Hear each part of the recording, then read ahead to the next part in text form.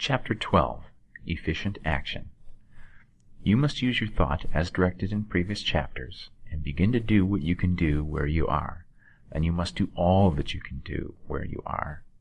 You can advance only being larger than your present place, and no man is larger than his present place who leaves undone any of the work pertaining to that place. The world is advanced only by those who more than fill their present places.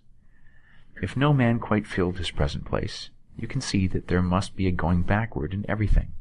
Those who do not quite fill their present places are dead weight upon society, government, commerce, and industry. They must be carried along by others at a great expense. The progress of the world is retarded only by those who do not fill the places they are holding.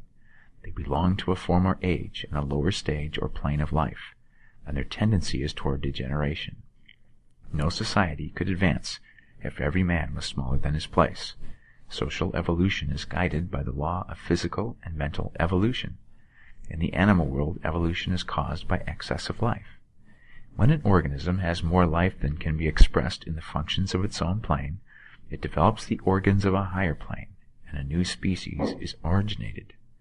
There never would be any new species had there not been organisms which more than filled their places. The law is exactly the same for you. Your getting rich depends upon you applying this principle to your own affairs. Every day is either a successful day or a day of failure, and it is the successful days which get you what you want. If every day is a failure, you can never get rich, while if every day is a success, you cannot fail to get rich. If there is something that may be done today, and you do not do it, you have failed in so far as that thing is concerned, and the consequences may be more disastrous than you imagine.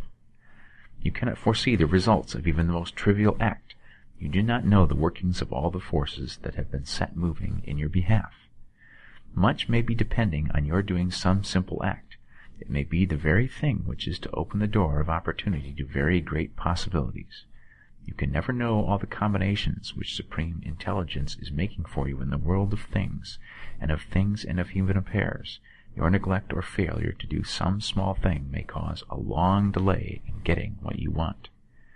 Do, every day, all that can be done that day. There is, however, a limitation or qualification of the above that you must take into account. You are not to overwork, nor to rush blindly into your business in the effort to do the greatest possible number of things in the shortest possible time. You are not to try to do tomorrow's work today, nor to do a week's work in a day. It is really not the number of things you do, but the efficiency of each separate act that counts. Every act is, in itself, either a success or a failure. Every act is, in itself, either effective or inefficient.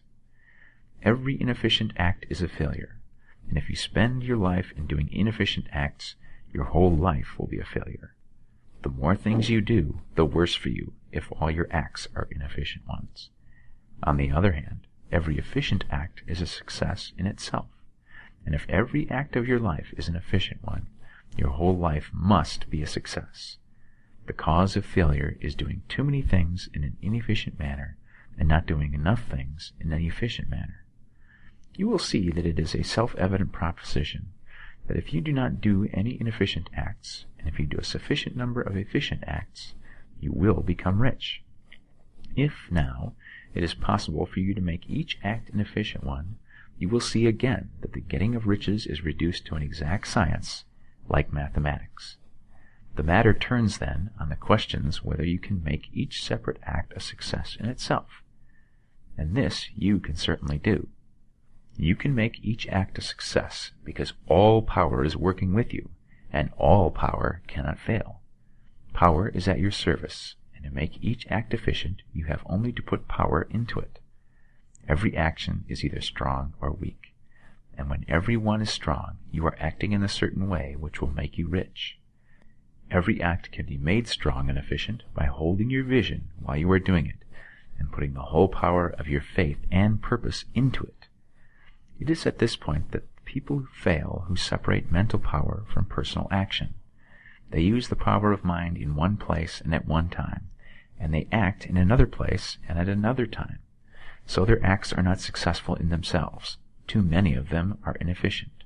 But if all power goes into every act, no matter how commonplace, every act will be a success in itself.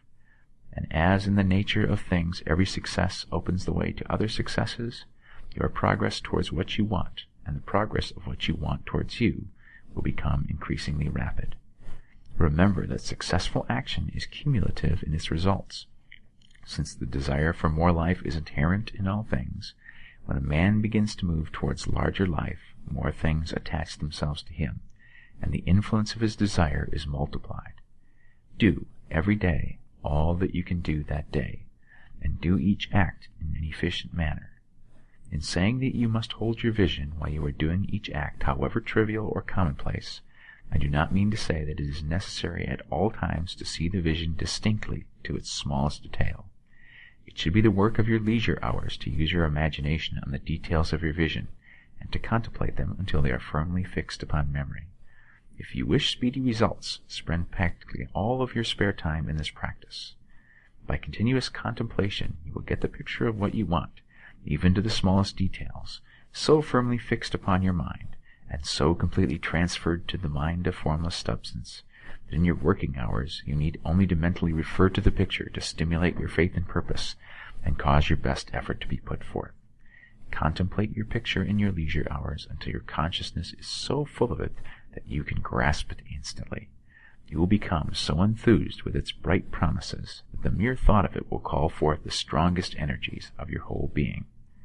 Let us again repeat our syllabus, and by slightly changing the closing statements, bring it to the point we have now reached. 1. There is a thinking stuff from which all things are made, and which, in its original state, permeates, penetrates, and fills the interspaces of the universe. 2. A thought in this substance produces the thing that is imaged by the thought. 3.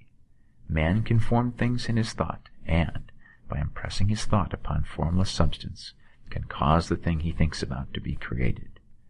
4. In order to do this, man must pass from the competitive to the creative mind. He must form a clear mental picture of the things he wants, and do, with faith and purpose, all that can be done each day, doing each separate thing in an efficient manner.